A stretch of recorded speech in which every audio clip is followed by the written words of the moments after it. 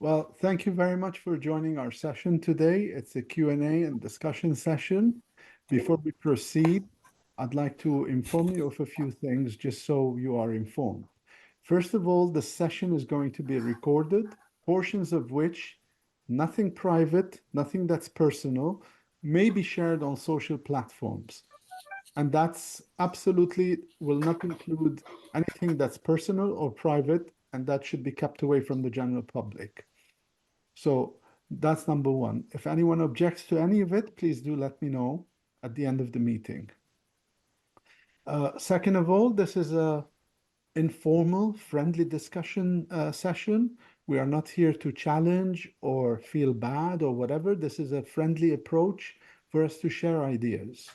And I will try my best to answer as best as I can from 30 plus years of experience in the field of the paranormal or whatever.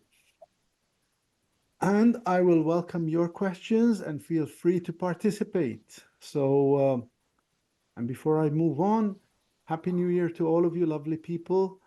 And today, by the way, it's Orthodox Armenian Christmas Day, which is my Christmas. So today is my Christmas Day. So Merry Christmas to all of you too. Merry Christmas. Thank you. Merry Christmas. Anyone has any questions before we proceed and open up the meeting? No.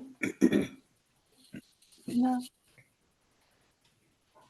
Okay, I'm going to dive in at a very heavy and deep subject here.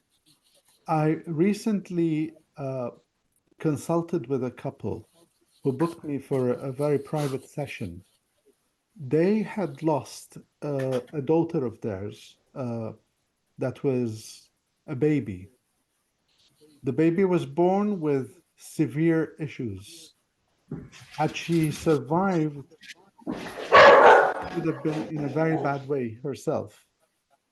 So they had to make a very difficult decision of removing her from the support system. And this has created a very difficult situation for both parents. It has really gone very deeply into them. They feel very responsible, very guilty. They feel that they've done something against the word of God and so forth. I assured them in my way, from what I've learned from life, that they did not do anything wrong here, and that what they needed to do had to be done, and that it was for the sake of the child as well as them. So grasp the concept better at the end. But I'd like to hear your feedback on this. How do you feel about a situation as such?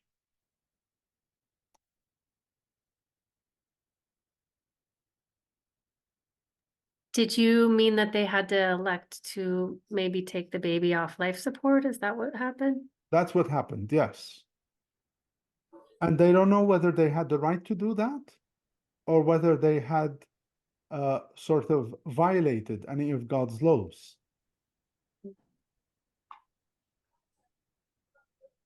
Do you feel that we are being tested? Do you feel that God gives us these challenges for us to be tested? Do you feel that we are doing wrong in having taken such a decision to remove the baby from life support, who would otherwise have lived suffering?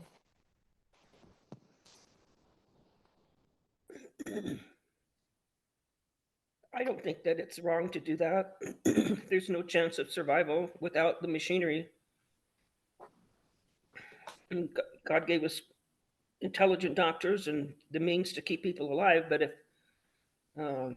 there's no way the baby's going to come back and live any type of life, I think removing it from life support it's okay for me. I mean, very difficult thing to do, but I don't think you're going against God's will. Now, if I may introduce here, Liz is a medical nurse. And if I'm not mistaken, Liz, you worked in the palliative care. Is that where you worked? No, mostly intensive care areas. Okay, correct. So he has some experience in this respect, and I'm sure I you've do. come across babies as well, didn't you? Yes. Okay. Anyone else cares to add to this point? Hi, I'm Stephanie. I would have to agree with Liz as far as quality of life, and if there wouldn't be any quality of life, no, I don't think that what they did was wrong. I agree. I mean, if we are going to look at it as in the form of this was the intention of God, as it were, that this child or this baby was born with severe defects, and this is God's will, then really we should be encompassing cancer patients or other diseases and say, well, it's God's will that this person may get cancer, and we shouldn't intervene to help them. We should just let them be. So it's God's will someone is having diabetes or heart attack or other things, and just say, let them be, because this is what their path is. Do you understand where I'm coming from? Where do you draw the line here? I think it's within your own moral compass is where you draw the line. Fair enough, but maybe that moral compass at a personal level may conflict with the grand scheme of things that we call God. So are we aligned, or are we perhaps making up our laws and rules according to how we perceive things from a human perspective? Very interesting and deep subject, this one. I don't know whether it was right or wrong, but I feel that I go with my feelings. And according to people, different people have different views. I told them, look, you did the right thing here. You had to let go the baby and relieve it from its own suffering. And you have to think outside the box and outside yourselves. I said, there is no testing here because God knows the results anyway. So how can he be testing you when he knows the results? So there is no testing here. And also, this is a biological thing. This has nothing to do with a spiritual path or whatever. This is I don't see any benefit coming from it, from the suffering that this child will endure in the long run.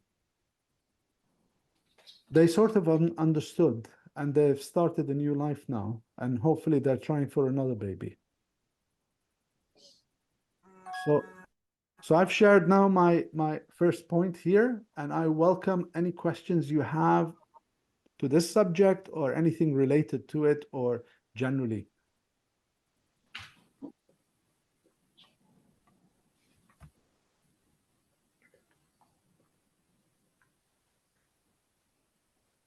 So I don't know if this relates, but it does have to do with children suffering. And I was curious about people's perspective on, I just happened to watch that movie, the recent one, Sound of Freedom, where they rescue the children who are, slaves, and this big epidemic that's happening in the world, which I guess I knew was going on, but I didn't know the extent of the problem and the horror that was happening. And so I guess my question is how, as individuals, I'm thinking, how can I help solve this problem? But also, when you think about God and the grand scheme of things, how does how do these things keep happening in light of, God protecting us? I just don't, it's hard for me to come to terms with it.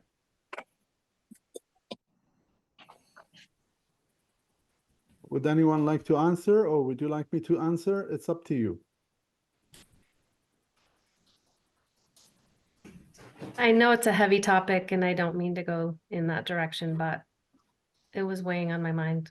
No, don't worry at all. This is why we're here.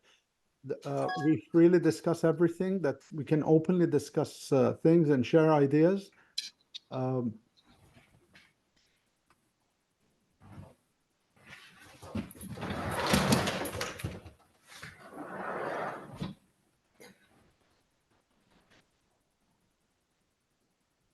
if I may, give some input on this, Karen, because I think somewhere along the line, we humans have done a bit of a mistake here. First of all, there's not one single being on this planet that can possibly perceive or understand what God is. We can't possibly understand what that is. It's something that is beyond our comprehension. I mean, here we are, we can't even understand ourselves, never mind something that is way beyond us. I don't feel that God is our protector. I feel God has given us the independence, the brains, the mind, free will, and we need to be protecting each other and ourselves. So we've been given the tools. And unfortunately, after sending so many people from his side, his or her side, and trying to guide us into the way that we should be, we have chosen to do things differently. We embrace fear, forgetting all the while that most of the major religions speak of a God that's merciful, that's loving. And we seem to drift in and out of ideologies and come up with certain, theories and so forth. I think in simple terms, really, God exists in his, her, or whatever plane and is independent of us. Our responsibility here is to exercise maturity, love, awareness, support for one another. It's us humans who are causing these problems throughout. Nothing to do with him. It's us. I hope I've made myself clear here without babbling too much.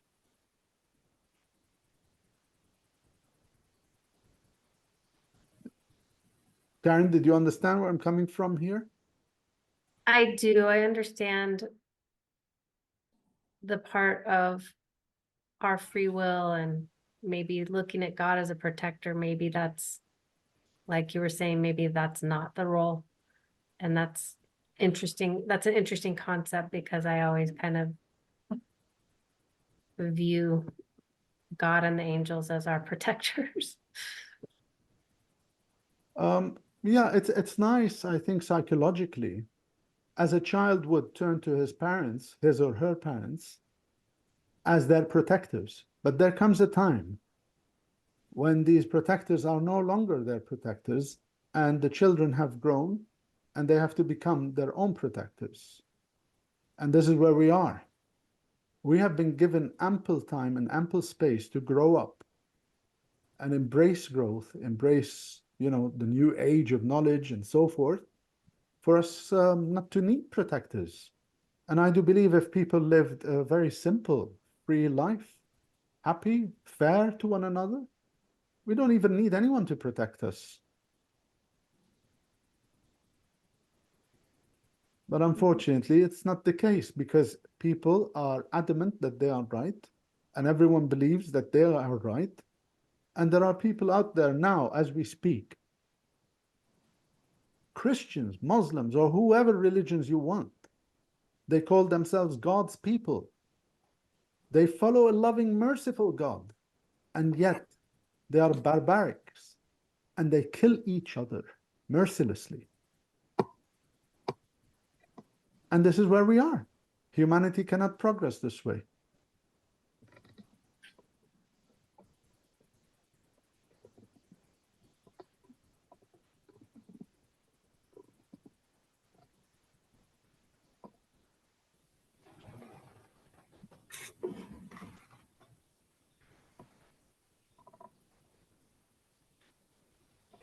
So do you think it's up to each one of us to individually help tilt the scale?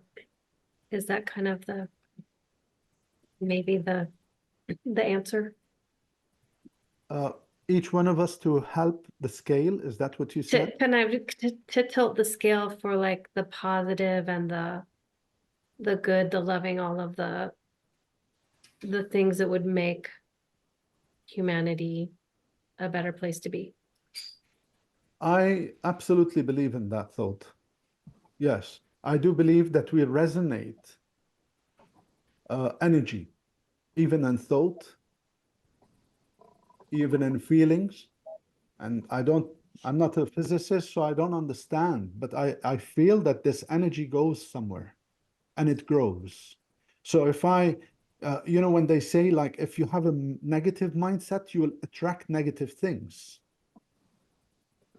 And I've seen it because I'm also a life coach. If you think in a negative way, it brings you negative stuff. So if we were to think positively, then we resonate positive thinking, positive energies towards one another. This is obviously met with a lot of resistance because a lot of people, the majority of people on this planet, believe that they know better than everybody else.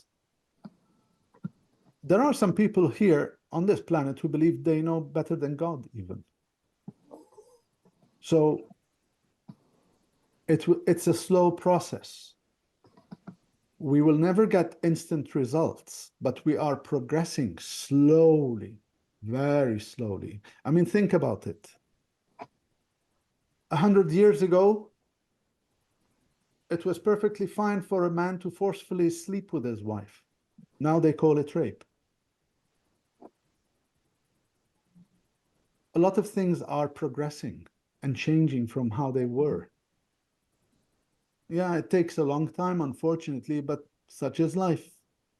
Do your part and leave the rest for the others as well to join you.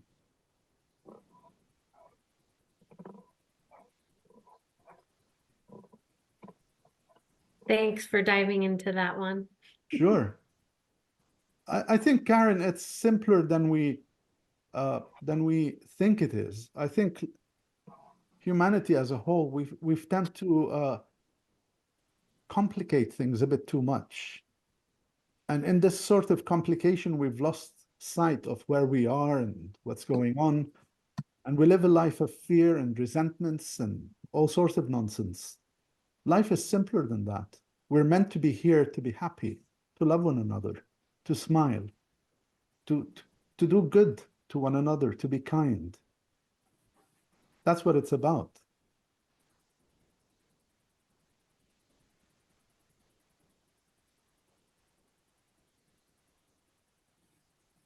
And if I don't know if you can hear me. Hi, hello everyone. And I find sometimes that we're meant to,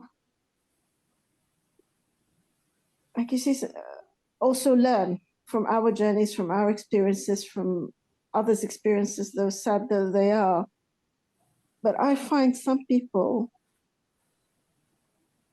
instead of learning from, you see how they are and what's happened, but instead of learning from them and becoming or trying to improve, trying to,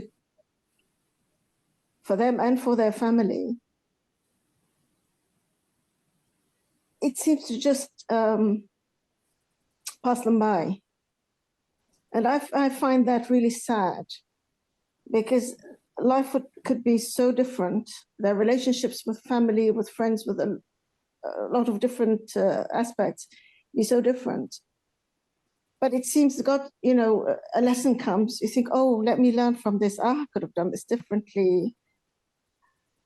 But I see it myself and I'm sad for them and for myself because it sometimes involves that, they seem to be blind to it.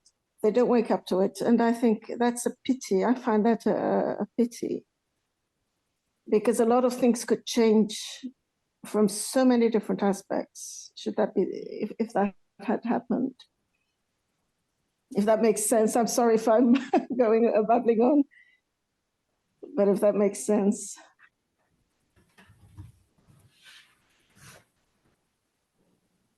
To me, it Definitely makes sense. I'm sorry, Karen. You were saying to you it makes sense as well? Oh, I think that makes sense. Yeah.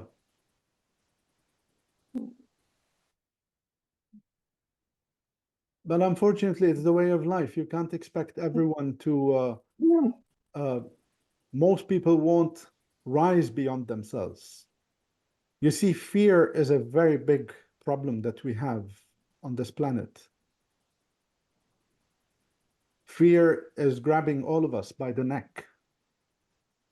It's the major hurdle that we have. And until we learn to cross it, we will always be living in fear. And most of people don't want to embrace change because of fear. Mhm. I once had a discussion with a Christian priest, and I said to him, how could a loving God have a hell as well that burns people to eternity? This is a conflict. And he said, well, it's maybe to us it's a conflict, but to God it makes sense. And I said, yes, but from looking at it from a human perspective, this is a dilemma here. You can't have both. I mean, yeah, okay, I'd like to punish some people because it makes me feel great and happy. Like, yes, I got some sort of justice. But for eternity, I'd get sick and tired. No, I don't subscribe to that. But a lot of people do. And that's the biggest fear they have. They will Mm. never rise above the level, their comfort zone, and embrace the truth, embrace something else out there. So I fully agree with you, and it's sad. Unfortunately, this is where we are. Yeah. I think that it's pretty simple. I mean, it can be. Once people first have to believe 100% that there is God, um, it will change. It will change people just to believe that there is God. And then second, what does God want? What is heaven all about? Those are the things that people, if they all got on board with that, that's pretty simple. But people want to have power. People want to be the best. That's not what God wants. God just wants peace and love, and there's happiness if you just believe in God. It's getting people to believe in God is the tricky part, I think. Why do you think people are not believing in God? I think that the people that are fighting, they're in their own little country, their religions, their wars. God doesn't want wars. So the people that are doing the wars and breaking the laws and doing these bad things, they don't believe there's God. They can't. They can't believe in that there's a God and fight a war the way that they're fighting them. Mm.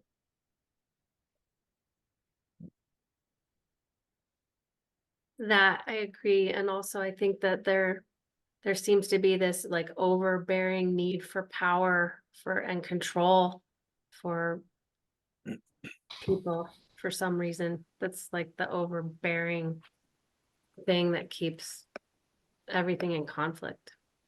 Yeah. Nothing seems to satisfy. No matter how much power or money or control they have, they always seem to want more and more and more. And I think that greediness is terrible, because it's the innocent who always pay the price. It's not those involved, and they use religion or whatever as an excuse. Yeah.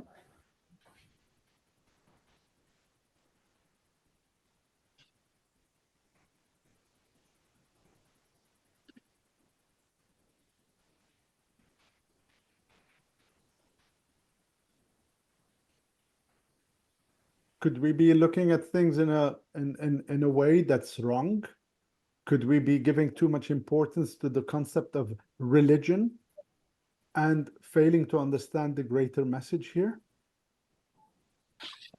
Well, religion, and God, I mean, they're supposed to go hand in hand, but people are forming their own religions and making their own rules within these religions. Um, things that aren't good. They're not right. They're, religion is just a lot of rules that I'm sure he doesn't want all of these different religions.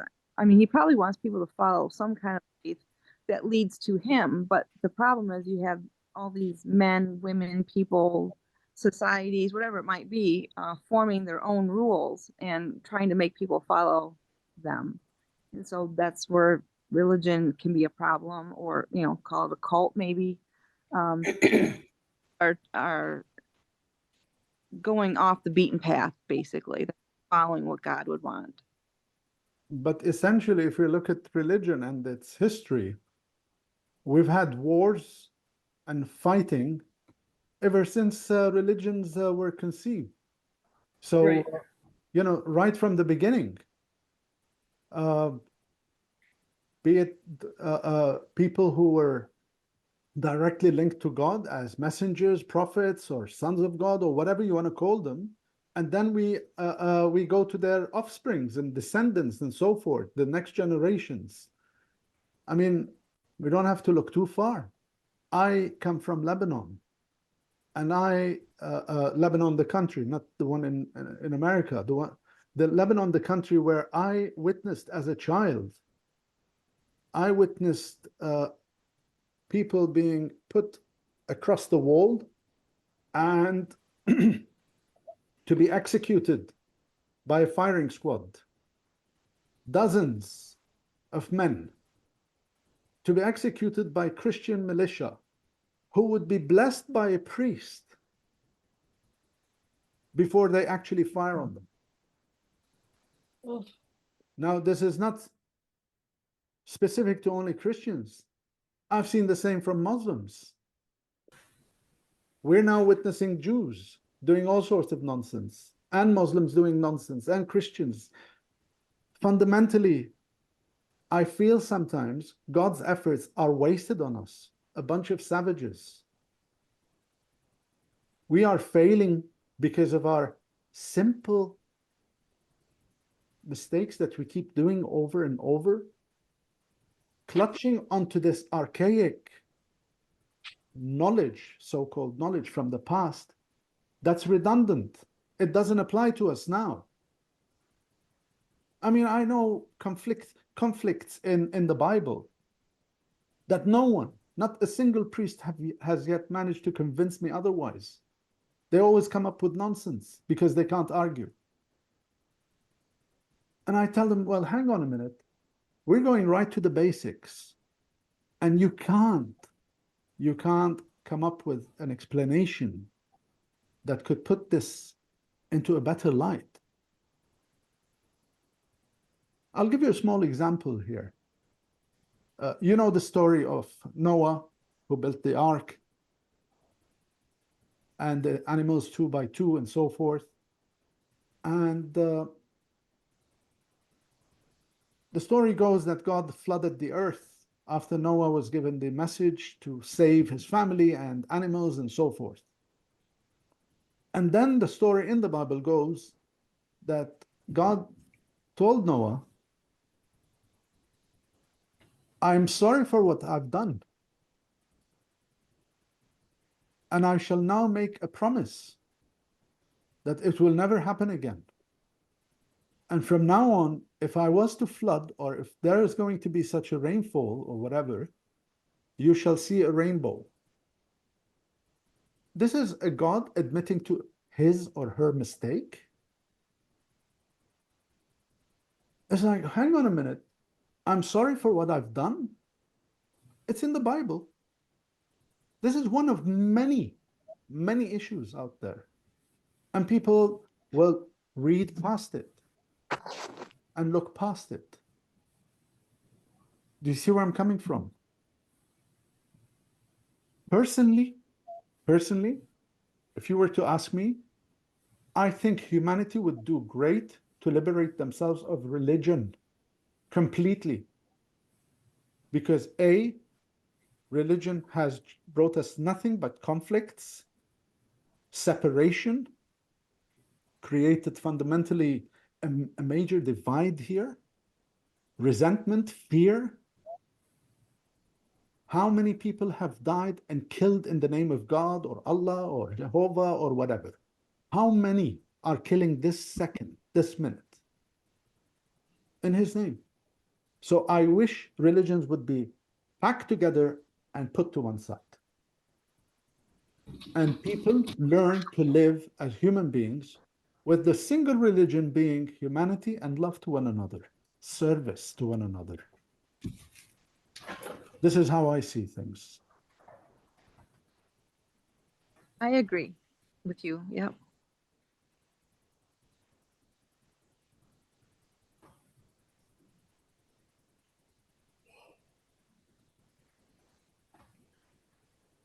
I don't know about getting rid of religion. The problem is it's open to abuse, but the religion offers a discussion about God and the relationship to the divine that people might not have otherwise. And if you just get rid of it completely, then people aren't necessarily, some people won't have that debate. You know, I think it does. I know that it can cause a lot of division and wars, but it also does open up a debate with the divine. Do you understand what I mean, Garo? And some people might not have those questions otherwise, or those answers, you know? Can you explain a bit more, please? I mean, what do you mean by questions and answers? Is it like getting comfort from the other side, from God? Is that what you mean? Well, I mean, I agree with you. All religions, of course, war. I mean, even Buddhists have slaughtered other peoples from other faiths, and people seem to think that Buddhism is very peaceful. But you know, when Buddhism came to Tibet, it killed all the Bonpo Bonpo, a lot of the Bonpo priests. So every faith has done this. But atheism bothers me because I really like the concept of people having a dialogue with the divine, however misconstrued it may be. I think that the Bible offers a lot of support and succor for a lot of people, and maybe the Talmud if you're Jewish, I don't know, but I think if you didn't,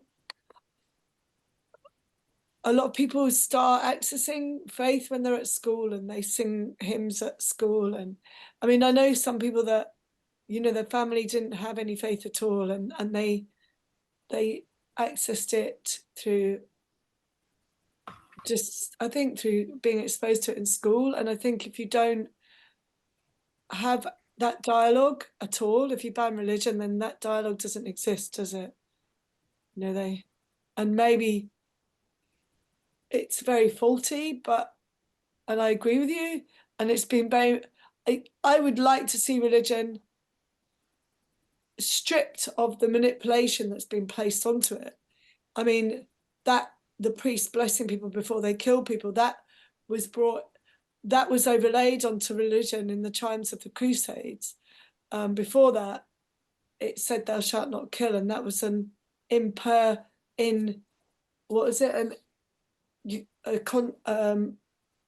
of the commandments that could not be deviated from. And then I think at the time of the Crusades, they rewrote it. Thou shalt not kill, but an infidel is okay. Do you know what I mean? And so that's the problem when politics gets into religion and starts corrupting the faith. And all the faiths have been extremely, sadly, corrupted because they're all a couple of thousand or 1,000 years old, and that's quite a long time for people to start getting very manipulative with them, you know? I think that's the sad thing. I wish we could rewind and have the faith back to how it was when it originally started. I mean, Christians weren't even Christians at the beginning.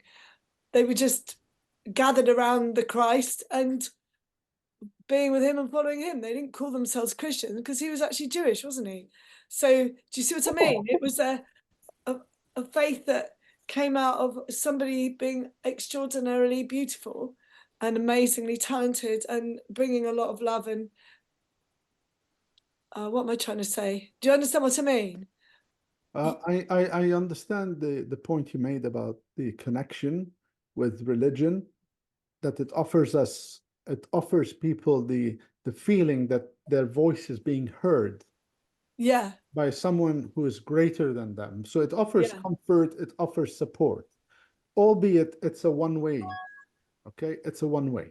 So with whatever that is, I strongly believe in faith.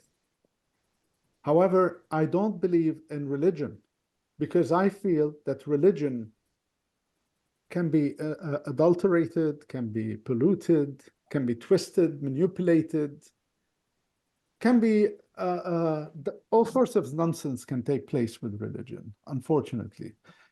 So I am a person who believes in humanity.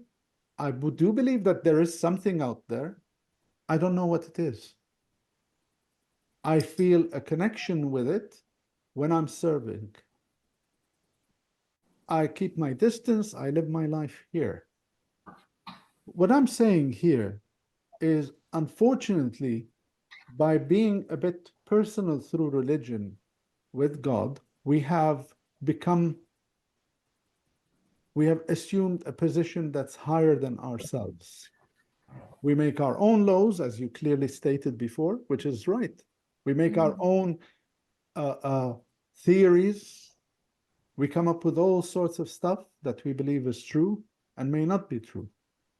So this is a big problem we have, and where do we draw the line? And that's why I've left it.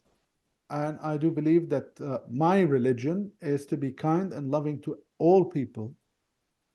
I don't care about their religion. I don't care about their color, culture, whoever they are. Embrace all people, because every single person here on this planet is created in his image, supposedly according to the books. Beyond that, whatever happens, happens.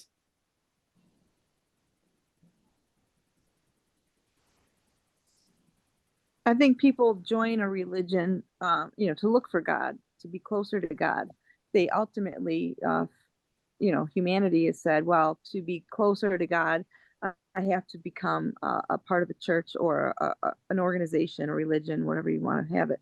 But the way that mankind is formed these own little laws within their religion is not right. What religion has done is making people turn against each other's religion. It's going to be a never ending battle until people realize that the way to God is pretty easy. You don't have to do ritualistic things to be close to God. You just have to be a good soul, a good kind person.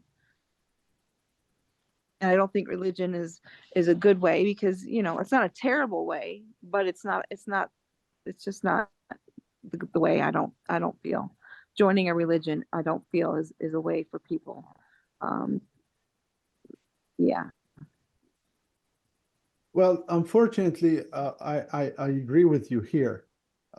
We see the proof in the pudding. Here in England, the churches are becoming emptier and emptier, and people are no longer aligned with that sort of ideology, and they're selling the churches as investment buildings. So a lot of churches are being abandoned for this very reason. Unfortunately, when I speak about Christianity here, what didn't help Christianity even more is the fact that we have priests assaulting or abusing children and getting away with it. So people are resenting the church and religion even more now. So This is creating the obstacle, one of the extra obstacles we have that we're dealing with. Religion is failing worldwide, and there are statistics to prove it. Even in Islam, there was a statistic on Al Jazeera, 16,000 people worldwide are abandoning Islam on a daily basis. This comes after ISIS, and 16,000. And Al Jazeera published this, and Saudi Arabia went crazy. They said, remove it right now. But it is a statistics. Now, I'm not saying they're converting to Christianity. I don't know what they're doing. But 16,000 people are leaving it. Religion is very slowly going into the history. And the new religion is coming forward, which is humanity. Humanity where people are fed up of fear, punishment, cruelty to one another. People are looking through all these barriers that separate us and reaching out and connecting with one another. My sister, for instance, is married to a Muslim guy, and he is one of the most gentlest and loveliest people you can ever meet. Just because he's Muslim doesn't mean that he's a bad guy. And just because he's a Christian doesn't mean he's a good guy. It so happened, it's so called his religion. But the core of him, the core is different from religion. And this is where people are forgetting. We are forgetting to look at the core of us. So I am hoping that the future will bring more awareness at this sort of level for people to connect more and to understand that we are stuck in a paradox. I mean, look at Israel and Palestine now. It's almost a tragic comedy. One people are promised that this is their land. They are God's chosen people. This is their land. And other people are also promised that this is their land, their holy land. So they're basically pitted against one another for this piece of land. And that's where the war is. Both of them claim that this is theirs. And they were told by someone from upstairs. It's like having two kids and saying to them, there's this little toy on the floor. I promise this is yours. Go kill him. And tell the other guy, this is your toy. You're the special one. It's not his, it's yours. What do we expect? Of course, they're going to tear each other's hair off and fight. Who? Who is the core here? Me, as a spiritualist or somebody who subscribed to the humanity or whatever, I would say this is nobody's land. We don't own land. We live for a limited amount of time, and then we become part of the land. Nobody's land. Do you see the difference here? This is the problem that we have. But unfortunately, people will not let go. They're fundamentally stuck in this thought, and they will continue fighting for another 1,000 years until one day they'll wake up. Who knows? They might destroy each other before then. And then the land belongs to nobody. And who is having the last laugh? Who is having the last laugh?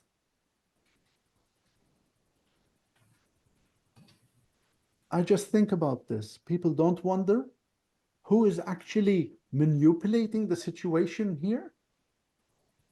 Pitting two people against each other? And both of them on TV every day. Oh, children are dying. Oh, this guy is dying. Oh, these guys. Oh, feel sorry for me. It's all feel sorry for me. Feel sorry for me.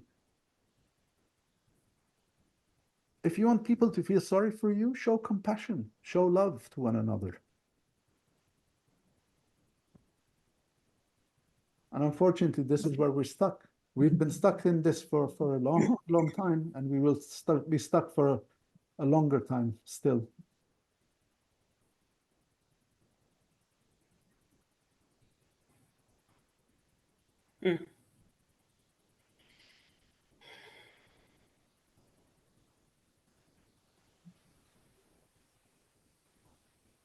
Liz, when you're quiet, I'm afraid. Oh, no, you're fine. I'm fine. Just thinking.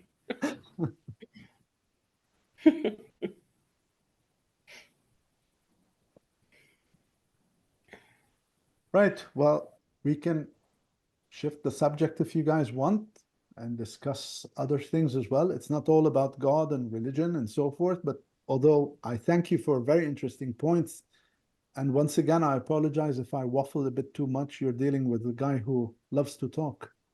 Who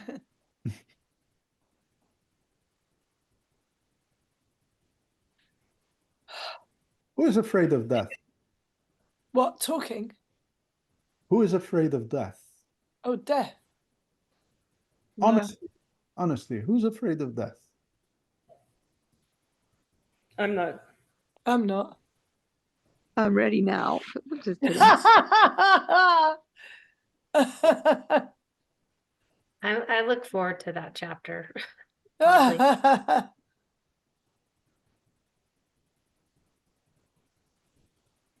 Do you believe that it's going to be a better place where we go to? Yeah. Yeah, I do. Just think you're still working, just different type of work. I'm sorry? I think you're still going to be doing the emotional work, just in a different way. But I do believe it's better, yeah. And you get more of a 360-degree vision, if you know what I mean, of everything what's going on. Yeah. I feel that we've been very blinkered here a lot of the time, you know. I hope it's better. That's what I'm hoping.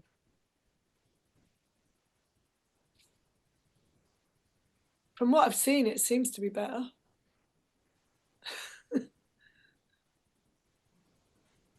Do you think our pets pass over with us pass over where we go?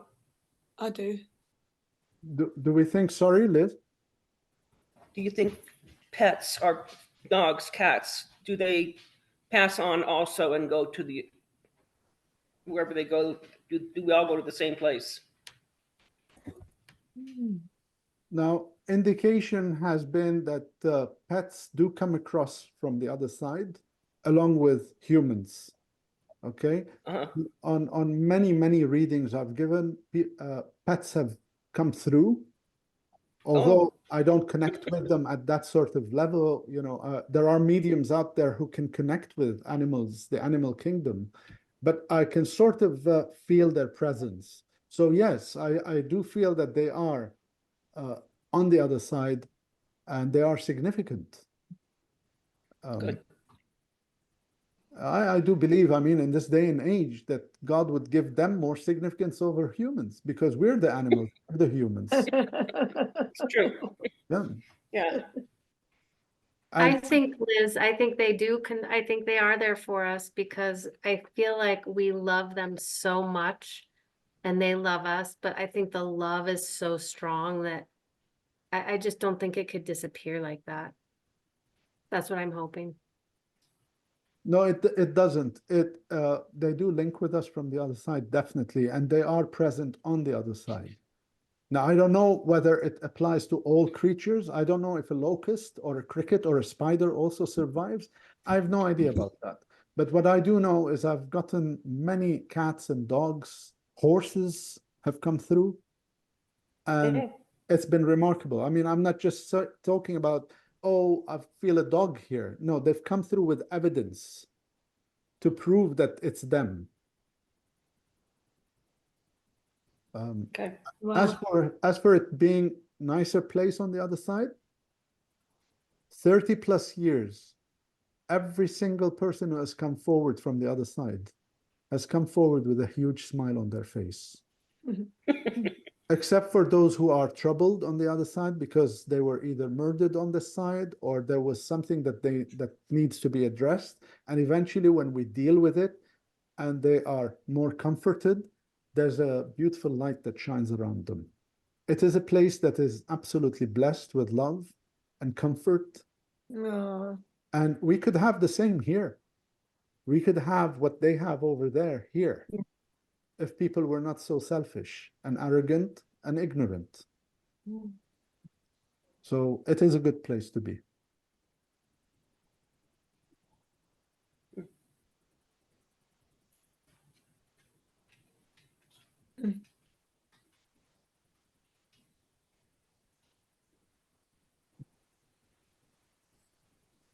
Yeah, I heard that when we're born, they cry, and when we die, we go over there and they celebrate. Yeah, I imagine this would be the case because, you know, departing from their world to ours is like the, you know, the reverse of us Yeah, over yeah. there. It's a So, bereavement process. yes. Yeah. Mind you, knowing you, Angie, probably they'll celebrate you leaving there and celebrate when you leave here. They'll be like, thank God, Yeah. she's caused so much chaos already. It's the clown in me, honestly. Just can't help crashing into things and screwing up.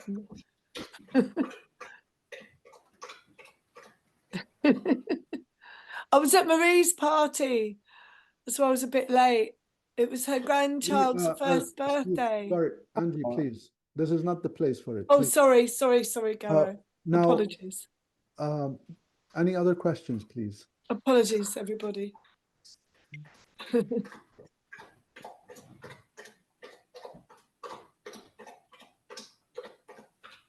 What's that strange noise? Liz, I'm gonna mute you. Sorry, because your dog is Yeah, causing. go ahead. That's my dog drinking. He's drinking Oh. water. I can, Okay. I'm muting you too, Angie, because you're annoying.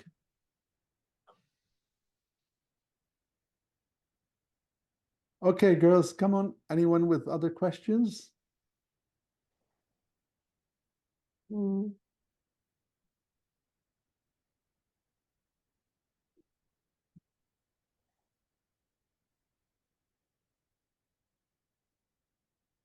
Okay, I have a question. This is just because something recently happened and you might have already talked about this in the past, but do you think that the orbs, like when you see an orb, because I've only seen one and it was recently, do you think that's because of someone in spirit or something like giving us a message or something like that?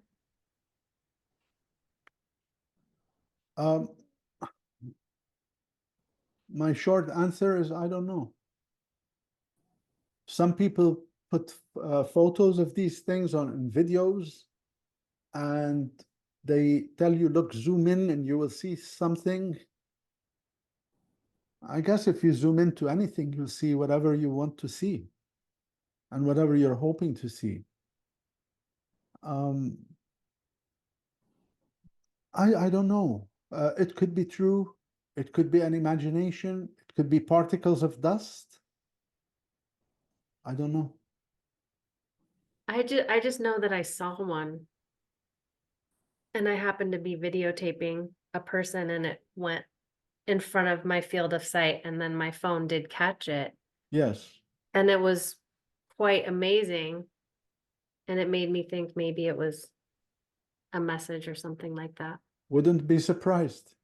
You see, what I don't like is people giving opinions when they don't know. Like some other mediums will say, of course it is, blah, blah. No, no, no, no. I don't know. Now, this doesn't mean that it's not true. It could very well be true. And I think it might be very true. Because I've seen things that defy logic. And we are dealing with something we call the paranormal. So it is beyond us. We don't understand how these things work. So yeah, it could be. But did you feel afraid? No, I have an intuition and a sense about it. I felt like it was, you know, sort of like a representation of a spirit that's in the afterlife, right? Just that was my sense. Somebody that I was talking to, I felt like it might be their dad. I don't know why, but that's just what came to me. And I'm not a psychic or anything like that, but I felt sort of excited and intrigued, and I would say probably comforted. I felt like it was positive. Okay, that's good. I mean, On my sister's deathbed, my nieces were gathered around her, and the whole family was in the room. And there were orbs that were coming all around my sister. They would come within feet from my nieces, and they could see them. And they would go through the wall, come back through the wall. And I I strongly believe it was, you know, friends from the other side that were persuading my sister it was her time. That's amazing. And I have to I have to agree too. I have a I have a house full of orbs quite often. So I have to believe for myself that it's, tried debunking and everything, but it's usually it's caught on videos, um, cameras in the house. So I do believe that it's spirit as well. I mean, maybe one day scientifically, maybe in 100 years, maybe before then, I don't know. Maybe we'll find a way to interpret them better and see them through a different lens or a different perspective, or maybe artificial intelligence. I'm not sure. But we're able now to see these things which couldn't have been seen 100 years ago. And they can't all be dust particles. They can't all be dismissed. There's something out Right. there, and it's very interesting. Well, it makes me laugh because when my son was about 5 or 6, he was in his bedroom with his buddy, and I think they were having a spend over, and they both jumped off the bunk bed and they were, Mom, we saw an orb, we saw an orb. And I just dismissed it. And I thought, no, it was a headlight from another car coming through your bedroom. And they just looked at me like I was crazy. Like, what do you mean a headlight? This was an orb. And because they were so young and little, I hate to say it, I just kind of dismissed it like they made it up. And now I'm knowing that I don't think they made it up. Not necessarily, no. I don't think they made it up. I do believe that they saw something. And children are pure. They're able to see things that we cannot possibly perceive very well. We have somebody here raising their hand. Sorry, what's your name? I can't see your name. I'm Joanne. Joanne? Joanne. Joanne, yes. Go ahead, please, Joanne.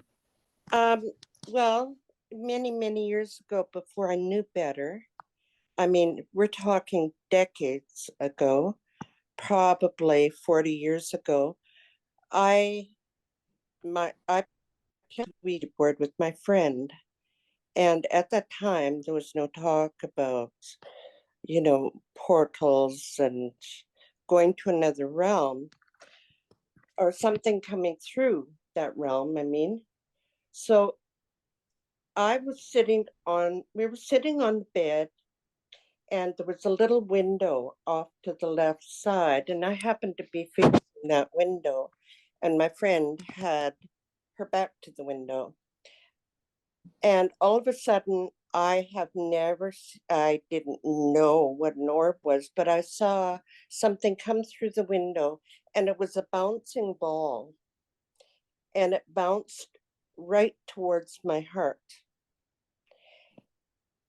And I felt I was being possessed. I felt like I was being possessed. It was the most, I know we use the word loosely, but I don't know how to explain evil. It was the most horrid emotion that I could describe.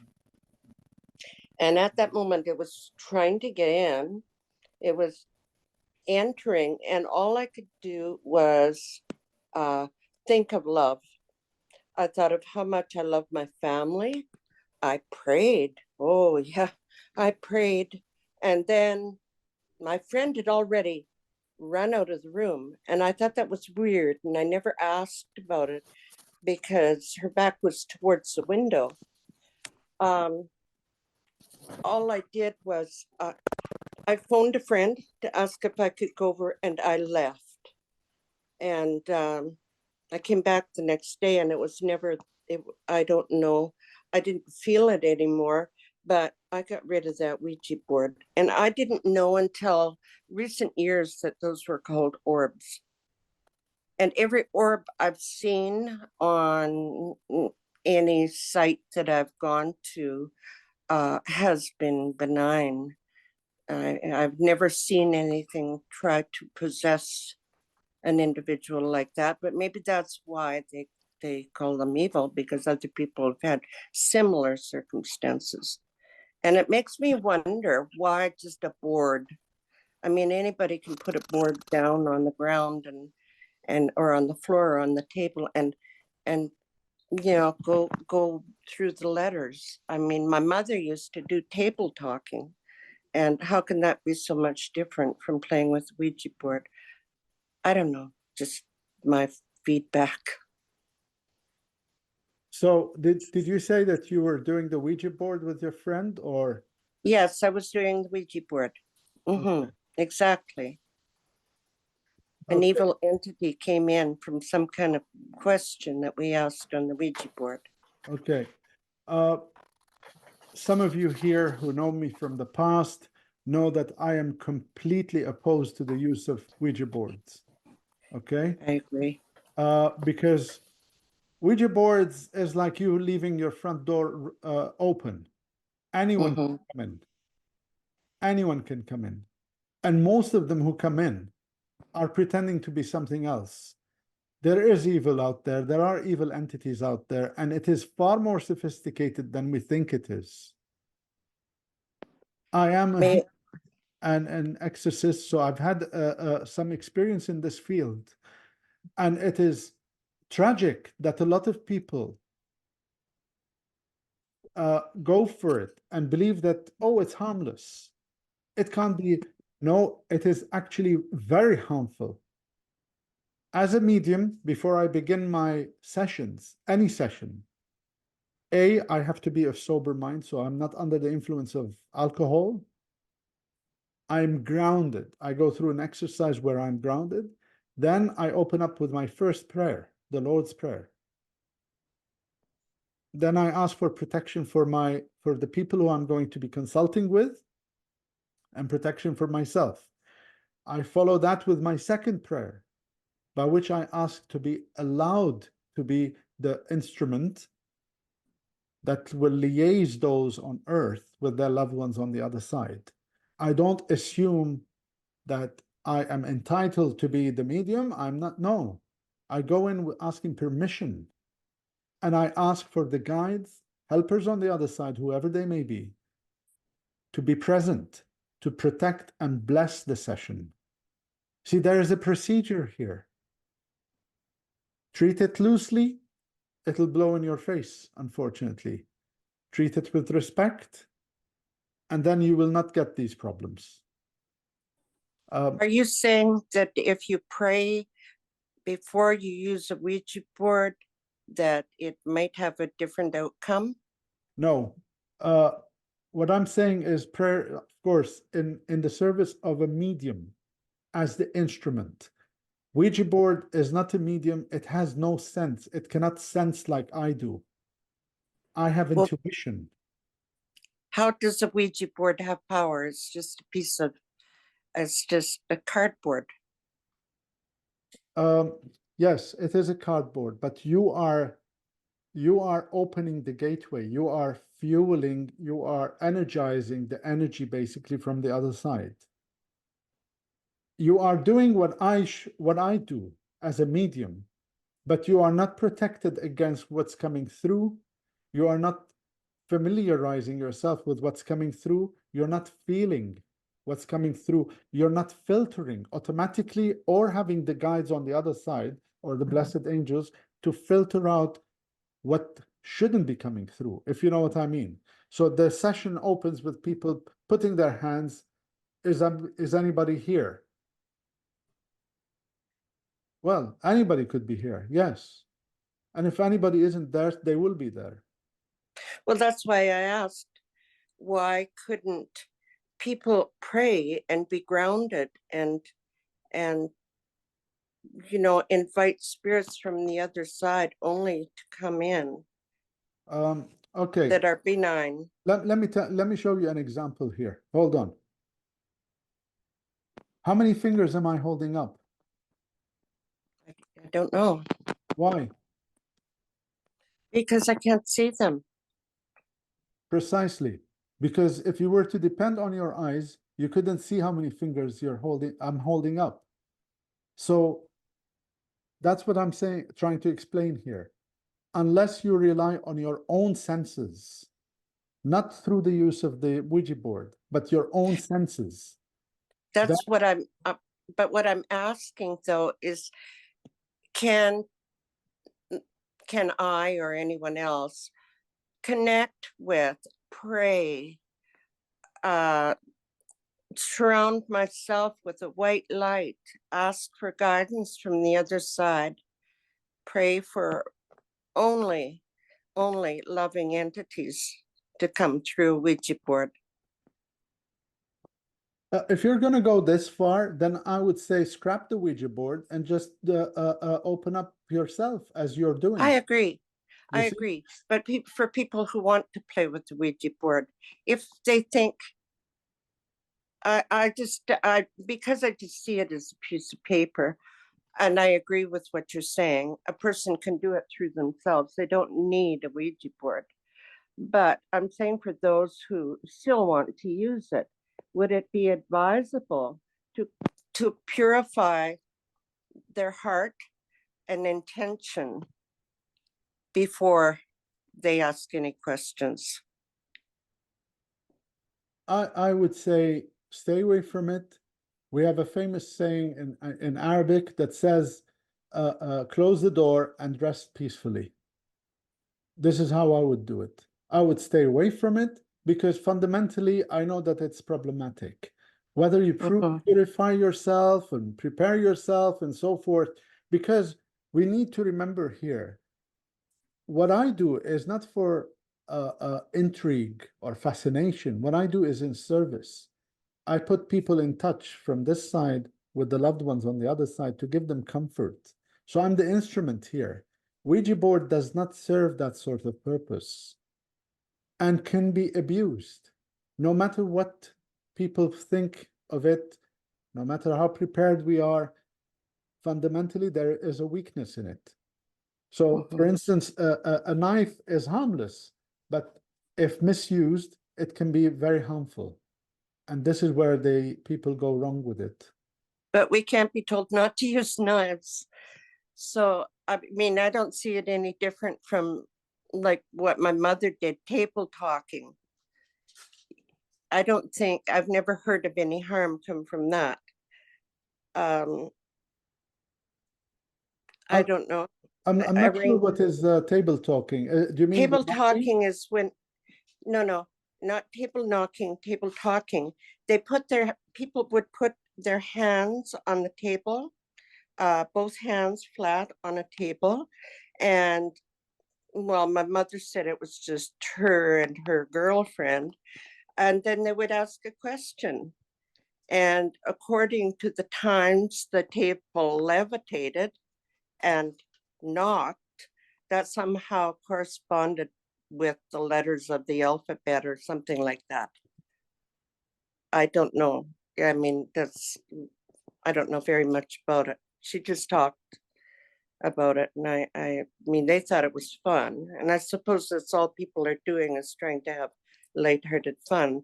But I guess I just wonder why they didn't have negative experiences like people have had with the Ouija board.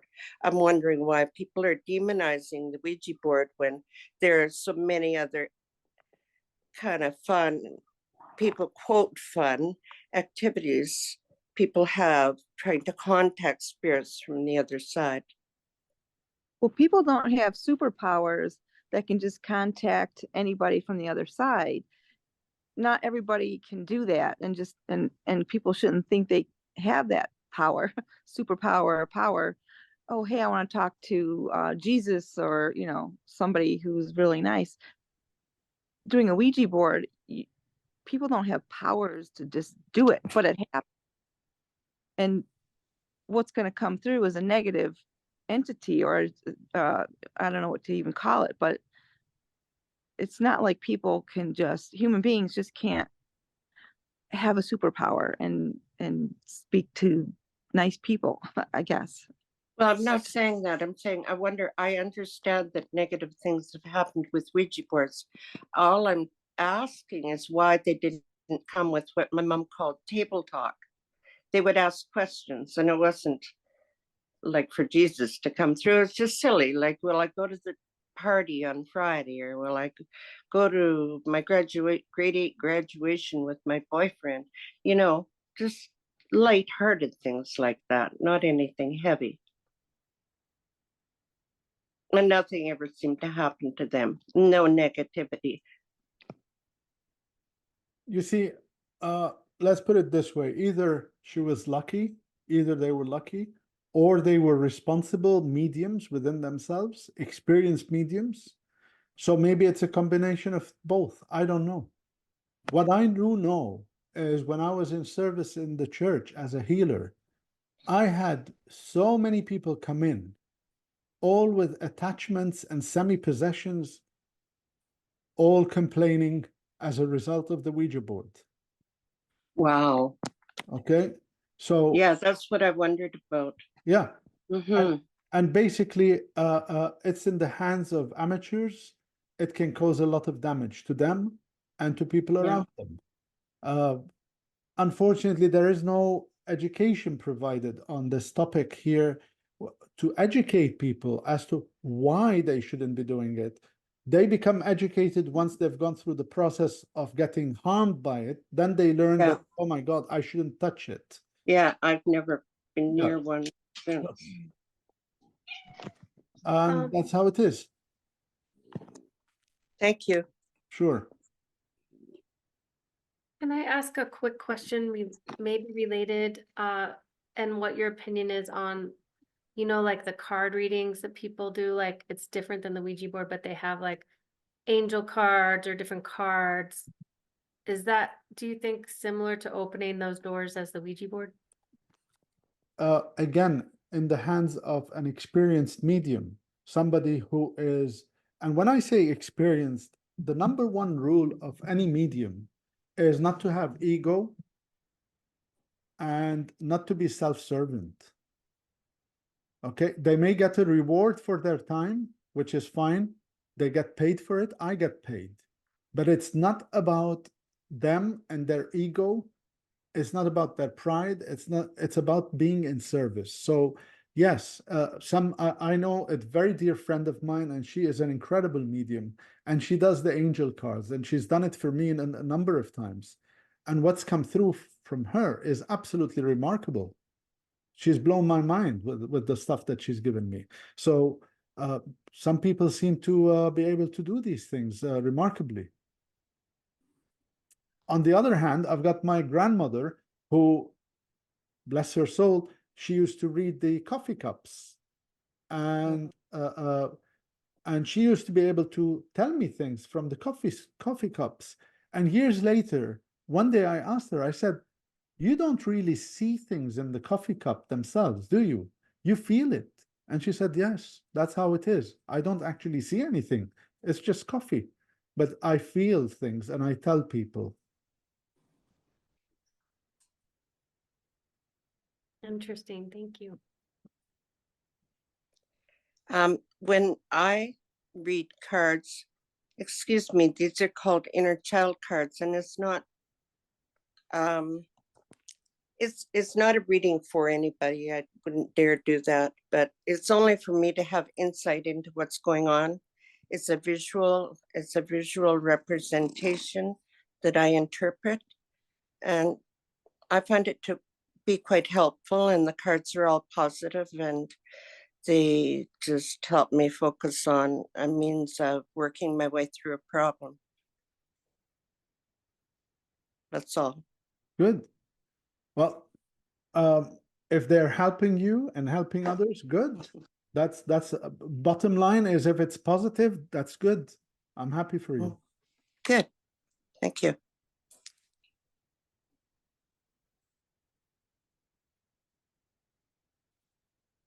Has any of you actually seen a spirit or a ghost physically? And how would you feel if you were to see one?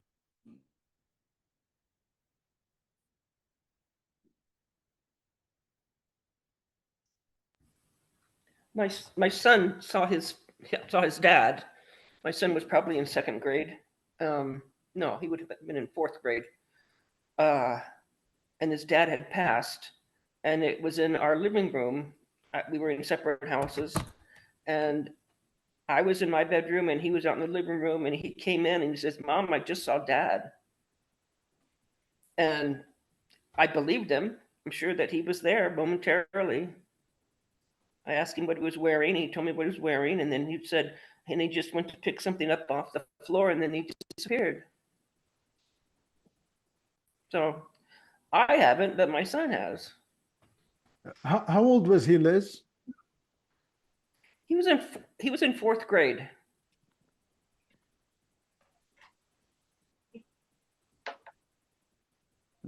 Oh, interesting. Anyone else?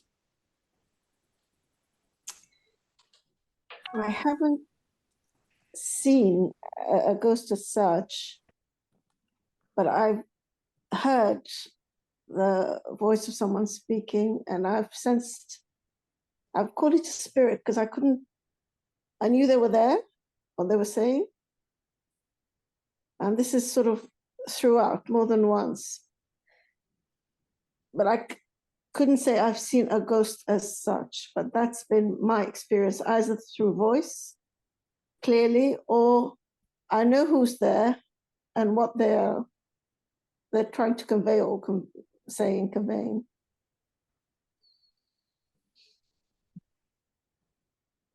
Were you scared? No, it was interesting question. It was just like it was meant to be there. Of course, I was not expecting it at all. I was with a friend. It was her father, actually. I still get goosebumps. So one of the experiences was, no, it's like, oh, okay, they're there. What are you trying to say? And the other time when I heard the voice, that was the first time.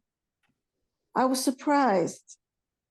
And the voice kept insisting, tell that person. And, you know what I'm saying. And it was the mum's name, apparently, which I didn't know.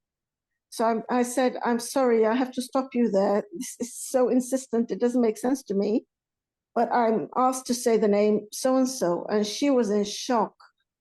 She said, "That's my mum's full name, but no one knows her. She's always known by a nickname throughout her life." Oh God, I really get so, but scared, no, it's like something had, if it makes sense, like something had prepared me. So, okay, it was a surprise. I didn't expect, but it was there. Thank you. Erica, go ahead.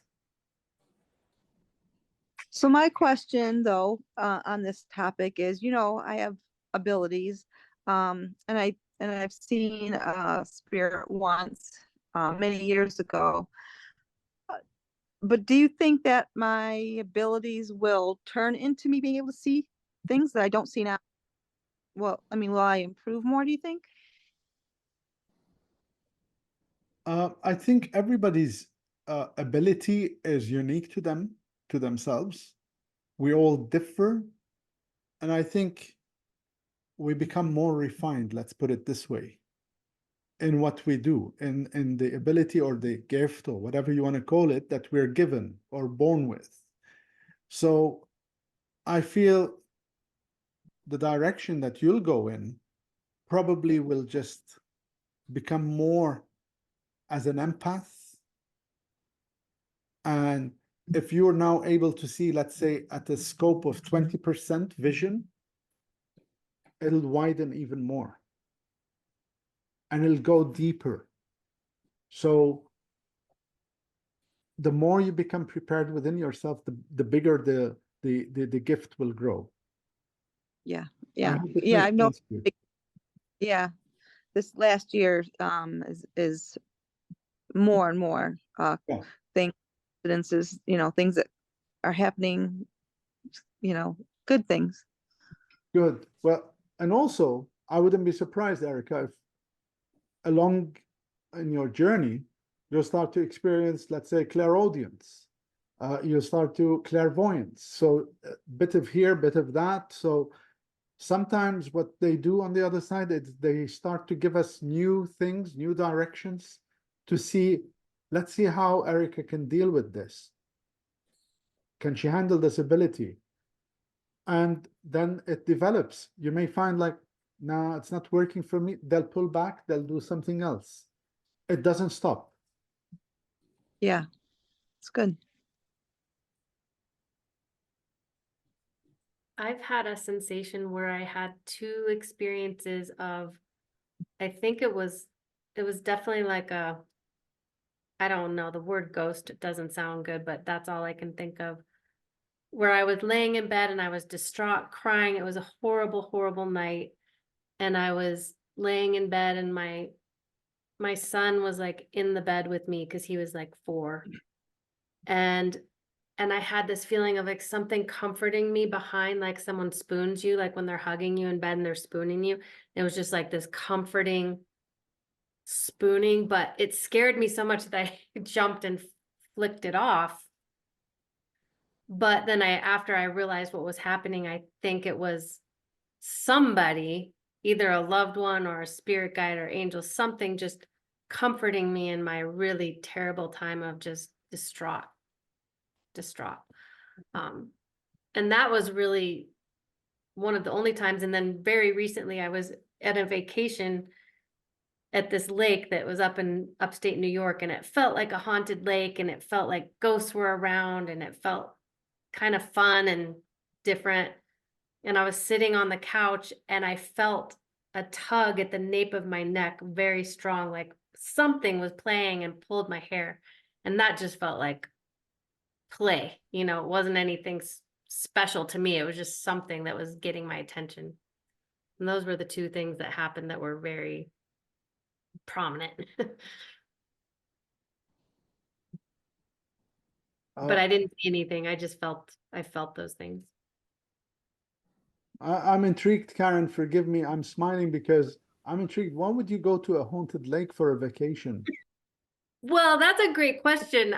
I didn't know it was haunted. Oh, okay. I felt like it was haunted. We got to this, it was Lake Luzerne, and this motel had just been renovated, and we were the only ones staying there, which was kind of creepy in itself.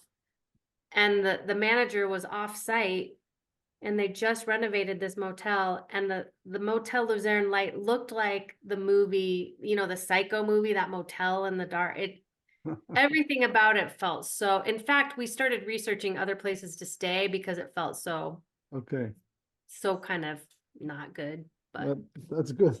yeah, it was only 2 nights, so we ended up sort of having fun with it. But I could write a story on the different paranormal things that happened while we were there. Yeah. There were probably 5 or 6 things that happened in those 2 days. I don't think it was like evil or anything, but it did seem playful. It seemed like someone having fun with us. Anyone else has any experience? Angie, do you want to say something? I had quite a lot. I do see people when they pass over and they come and talk to me and stuff. I kind of like it. When my dad went, and he still comes and sees me. Sometimes I feel him around me very strongly. It's really nice. I did a party yesterday, and I swear my dad was working with me there. I did a kids' party. I swear he was he was part of the action. But it's like when I was younger, it was quite bizarre actually, because people would die, like they might even be not that close to me. There might be a friend's friend or a friend's father, or I might have met them only a couple of times, and they'd come and see me, and I'd be like, what the fuck are they coming to see me for? I don't even know them.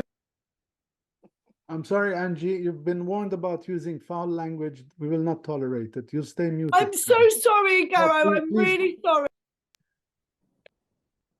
Okay. This experience of witnessing an otherworldly being or an entity or whatever you want to call it, spirit, ghost, I think the immediate reaction from all of us is fear. Self-preservation kicks in, and we're all afraid to be harmed. I'm interested in the fact that all of you here shared ideas and shared experiences, and not one of you has actually said, look, I saw something and it harmed me. Karen says that she was comforted. Amal said that she received a message that provided comfort for somebody. Liz, her son saw his dad. So it's all comforting. Do you see where I'm coming from here? Yes, there are beings that are out there that can do harm, but unfortunately, for them, they are a minority. The majority of experiences are positive. What about you, Joanne? You've seen something? Excuse me, I haven't really seen anything, but I've experienced things. For example, and I've been wondering about this, so I'm glad I'm on to have feedback about it.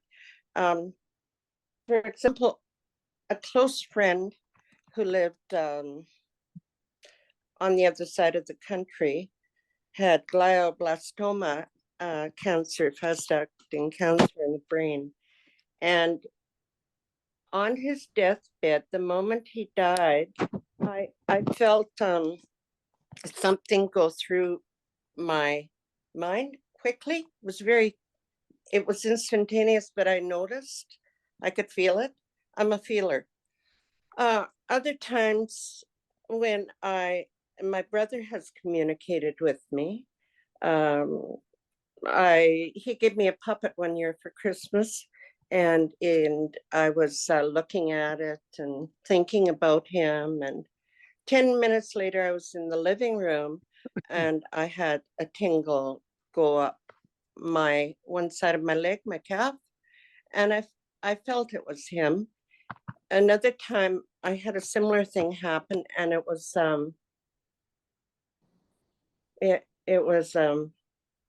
when was that? Oh yeah, a deceased male friend of mine.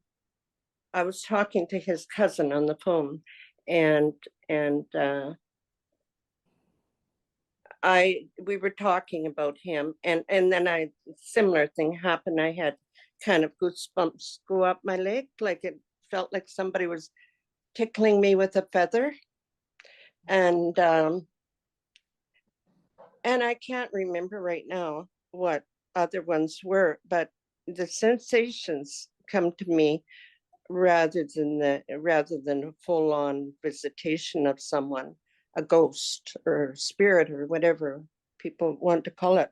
I've had indentation. I go to get up and there's an indentation on the bed, like someone's sitting there. And I just say, okay, and get up.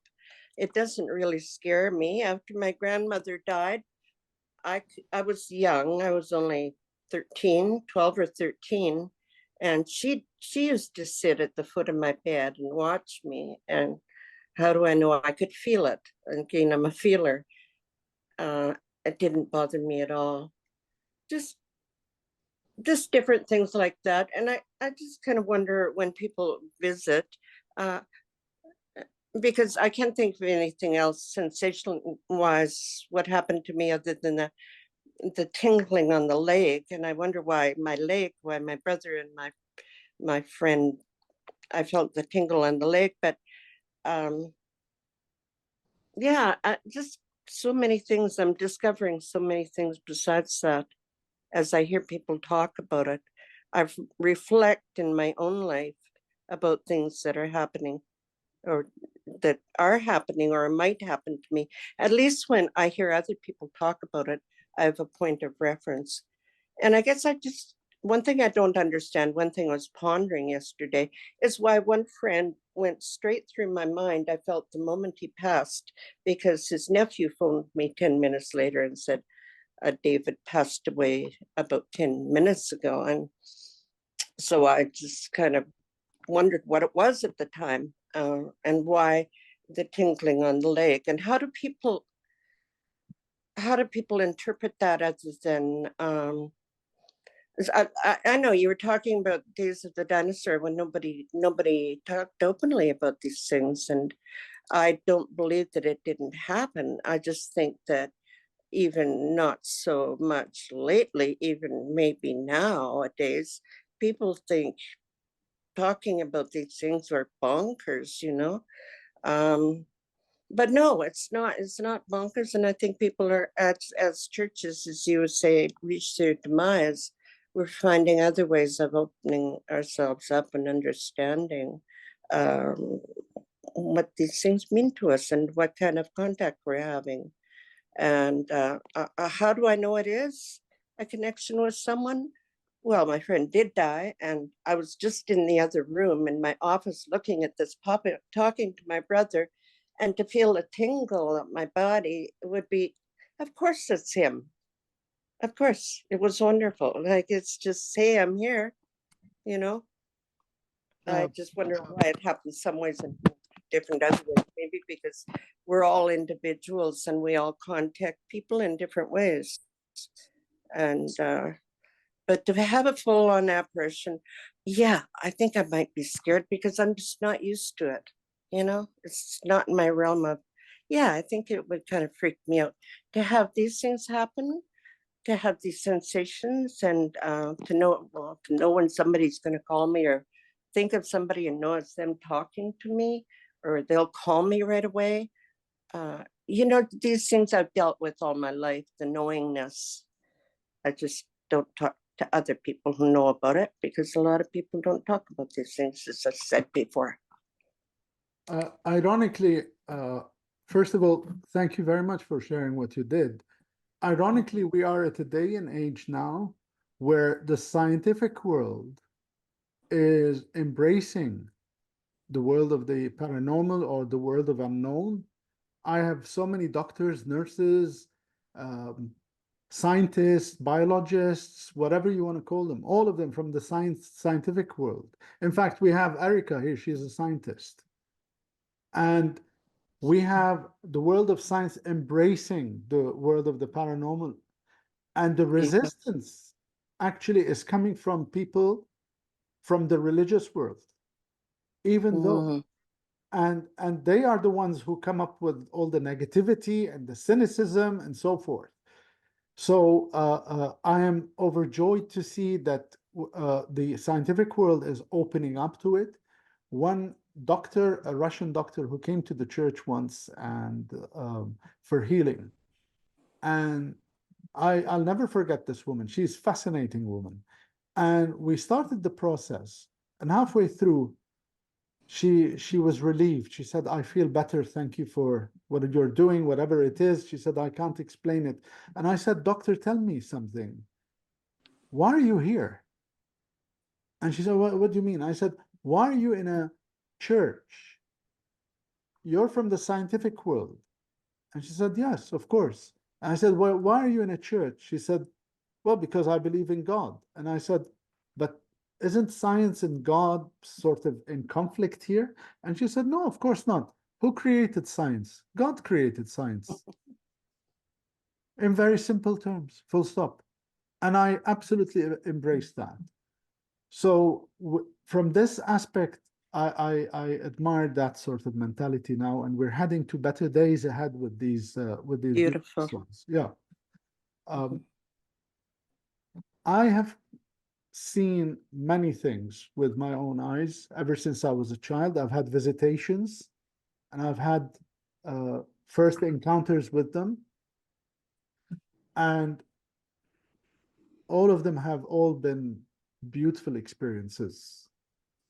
Some of them have come through when I have been in need of reassurance, when I was in a very bad way or sick physically as a child. And for instance, I remember once I was very ill. I can't remember what it was. And my mom and dad and doctor and so forth are in the front room discussing me probably. And there I was in a very, very bad way. I opened my eyes, looked to the side, and there was an old man sitting on the chair next to my bed. And I didn't know who he was, and I didn't feel afraid. And there was a beautiful smile on his face. And he just said my name. He said, Garo. And I looked at him, kept looking at him, and he extended his hand. And I remember he put his hand on my forehead. And I sort of blanked out. I don't remember after that. I felt his hand, I felt his fingers on my forehead. And I just went, and then I sort of came back.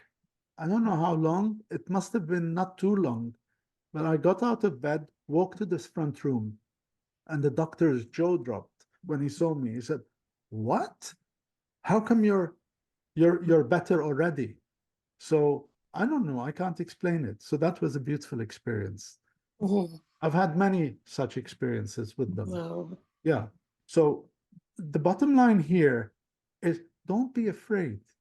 If you ever experience or come face to face, hold your nerves, hold it together, don't be afraid.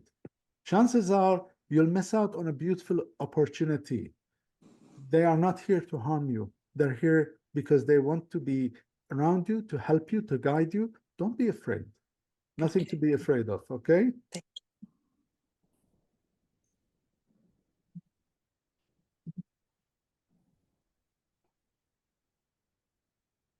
We are approaching the 2 hour, not limit, but the 2 hour mark. So if anyone has anything, now is your chance, please.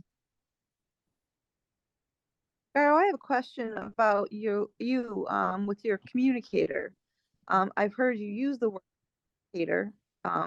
Do you know your communicator's name, or have you seen your communicator, or is it just something that you hear? Beautiful question. I know him. I discovered his name. I didn't know who he was. And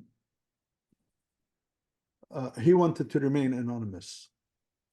So I don't share any details about him, but he sort of revealed himself to me. And I think it was just to comfort me in a way that I am on the right track. Because prior to me doing readings and so forth, I was heavily involved in healing in the church. I'd be in the hospitals, in ICU units, whatever you call them, emergency units and so forth. I did work in palliative care. So I was in the field. I still am, by the way. I still do things behind the scenes. So it was a great honor and still is to be in service at that sort of level. So I feel that he sort of revealed who he is just to give me the comfort within. It's in my book, so I can reveal this much, that from when I discovered who he was, I discovered actually he's one of the disciples of Christ. Which one it is, I will not reveal that. But he's actually one of the disciples. Doesn't make him like, wow, a VIP or whatever. There's no VIPs here. God alone or whoever it is the VIP, not us. But it gives me the reassurance that I am on the right track. Let's put it this way. It's quite interesting, quite an interesting journey. And in time, I've learned to trust him more. I've learned to trust myself more and not to be afraid. Occasionally, when I'm giving a reading to somebody or consulting or something, he may step in and give me things about them that I'm not picking up necessarily. And I hear his voice. And when I feel the connection from him or the voice or the feeling, it is absolutely mind-blowing. So is that like your channeling? Is that would be called channeling? No, You're just channeling, no. I don't do channeling. Just communicating. but something's being fed to you. The information's being fed to you. Yeah. So for instance, I met a lady not too long ago, and she was very distraught because of her past, and there were blanks in her life that she can't recall. She recalls that it wasn't very pleasant when she was younger. She recalls that there's something to do with the father, and she can't recall what it is. She can't put her finger on it. And he came in and he filled the blanks basically.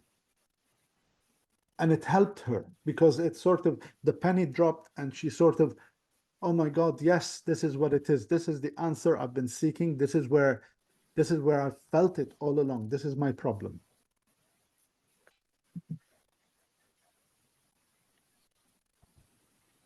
Garo, what is a communicator? I guess a guide, someone on the other side who wants to do good on this side, I guess. I refer to him as a communicator. I don't know what other way to refer to him. Someone who I communicate with. It's just amazing to have somebody. The wow factor for me is when I think about communicators, I would think about somebody more in this decade, not in the times of Jesus. Yeah, That's amazing. I mean, I've always questioned as to, and I'm not saying this like trying to be humble or anything, but I do feel like there are people out there who are far more deserving. Why choose someone like me, for goodness sake? And I received the answer to it. It's like it doesn't matter about the outer shell here. It's the inner shell. Whether you do care about what you're doing for people. You have the ability, and your communicator provides you with the guidance to know that you're on the right track, kind of thing. Is that Yeah. it? Sort of, yes. I mean, it's a combination. I don't know technically how it works, but all I know is that sometimes he fills in the blanks. Sometimes I feel the presence. I feel his energy. I feel the link when especially when doing healing. So yeah, it's a nice It's position. I get profound. privilege. Yeah, it's a lot. Yeah. Would it be considered angel? I don't know. I mean, and in the sense like he's a being of light, or someone who's doing good. Uh, maybe what he's doing is good. Yes, I mean, maybe we can regard him as an angel for what he's doing. You know, but I know that possibly he wouldn't like that label. I feel that this is beyond us. Angels or whatever is beyond the humans. I feel that he is just a human, happens to have been one of the disciples of Christ, lived through whatever he lived through, and is now on the other side doing the work. Yeah. Yeah.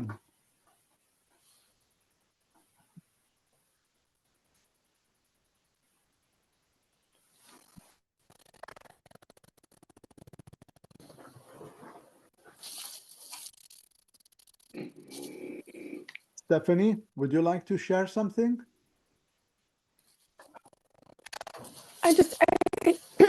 Excuse me, I just kind of had a question for you. Listening to your experiences and things that you've shared,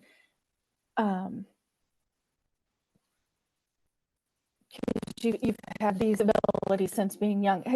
Did you have a mentor? Like, did you work with a mentor here, like, earthly mentor to help guide you in developing your abilities, or did you just yourself? I mean, Stephanie, I struggle to hear you. For some reason, the connection is terrible. However, I think I may have grasped what It you're is, yeah. I asking. can barely hear you too. Okay. The problem in the field is there are a lot of scammers and con people out there. I did meet a so-called spiritualist minister to mentor me many years ago. This was like 30 years ago.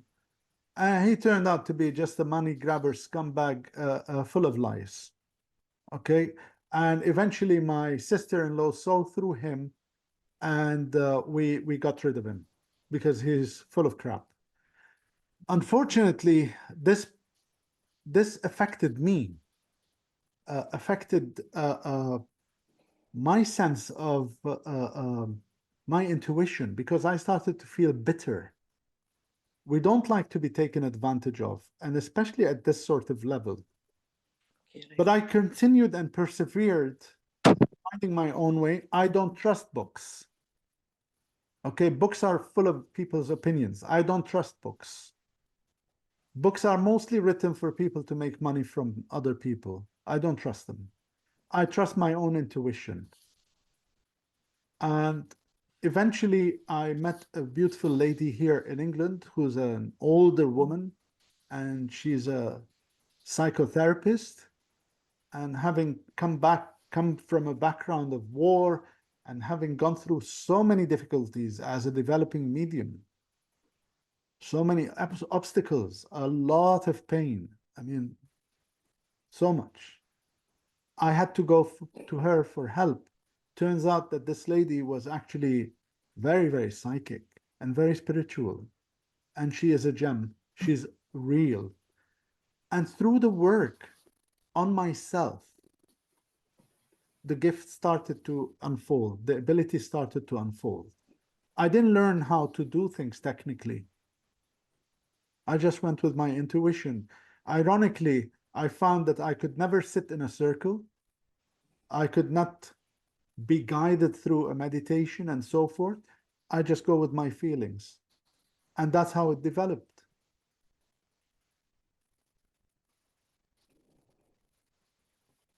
And Thank you so much for sharing that. Sure. And I learned fundamentally the ability, as I keep always saying to people, the ability is to help and to comfort, to bring healing.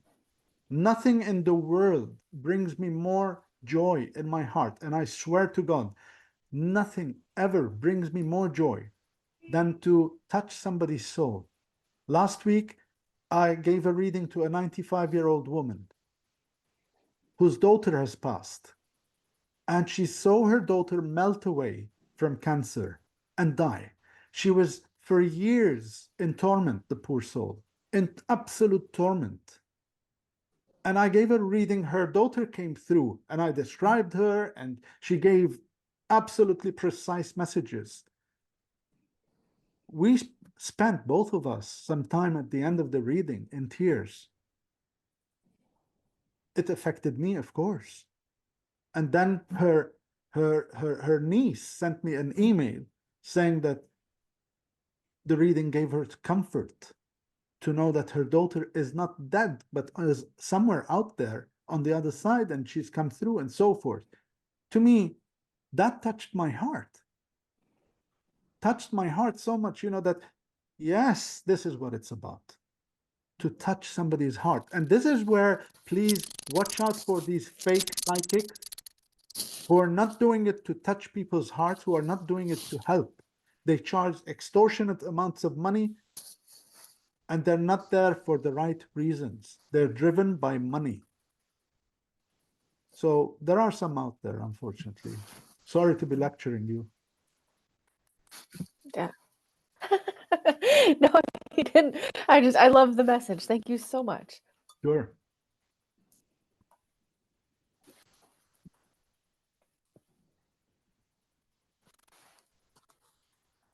One final question, guys, before everyone here has some comfort and joy from me as well. So One last question. I just want to say I'm glad you and your family are back safely from Lebanon. Thank you, Liz. Um, Welcome. Thank you very much. It was a surreal experience. I mean, the troubles are not too far away, 120 kilometers away from where we were. We couldn't hear them, we couldn't see them, but you know, you're there close to a very difficult situation.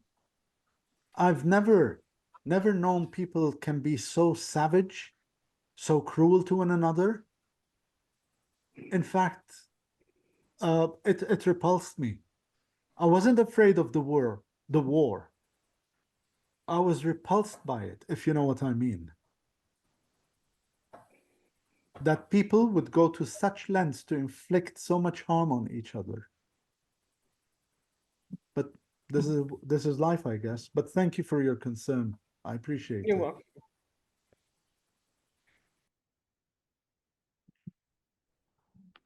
Okay, guys, I'm going to bring this session now to an end. First of all, I'm going to say thank you to all of you for participating. Thank you for your presence. I do hope that this session has brought you some sort of insight, comfort, whatever, healing. And I look forward to further and more Q&As down the line. This year will bring a lot of interesting events. If you don't follow me on Facebook, feel free to look me up. I have a business page, which is my Facebook page, where you can follow my progress and so forth. I do plan to have a psychic and mediumship demonstration at one point during this year. So I look forward to you joining then as well.